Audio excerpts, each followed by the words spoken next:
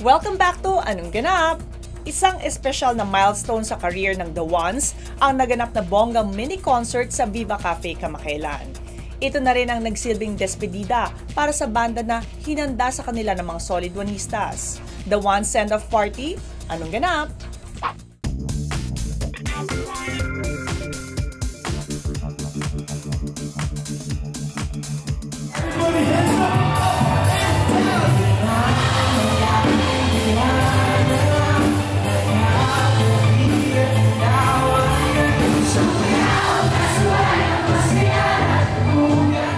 Ang nagdesisyon po nito ay mga oneistas themselves. So they organized this event, in-invite lang nila kami to perform. Pero sila ang nag-produce, sila ang gumastos, sila ang nag-organize, sila ang nangalap ng volunteers na promote everything.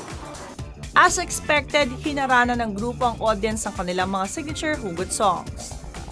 Kung anong sasabihin dahil wala nang maramdaman. Napagod na ang damdamin ko. Hindi na posible ang mga puso'y wag natin pangalaman. Sabi ko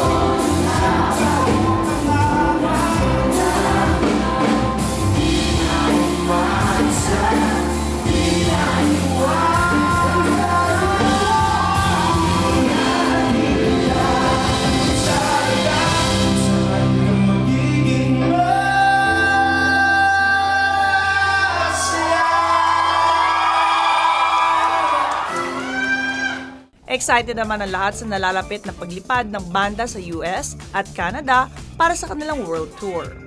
It's very important to us dahil ito po yung aming babaunin pagpunta namin ng US at Canada. Hindi po namin sure kasi kung sino yung mga manonood sa amin doon. So it's a beautiful thing to have a moment to appreciate our fans, our supporters, our listeners. At talagang marami po silang pinabaon sa aming pagmamahal at suporta. At kahit mga regalo actually. So yun po, may babaunin kami papunta ng US at Canada. Puno ng sorpresa at pasabog ang show na ikinatuwa naman ng lahat.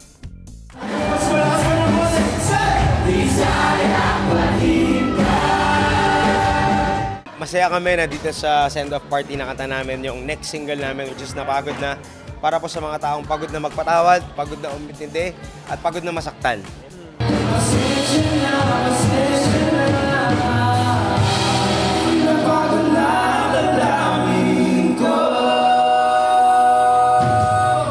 Muli po kami nagpapasalamat sa lahat ng mga oneistas sa inyong pagmamahal at pagsuporta sa aming musika. At patuloy po namin inibitahan lahat ng mga oneistas at lahat ng mga kababayan natin sa US and Canada. Kami po ay magpupunta dyan from Feb 23 to March 23. So if you're around the area, sana po ay manood kayo para kayo ay makabanding naman namin, makasama namin sa hugutan at celebration. For more information, you can check out our website, theonesofficial.com.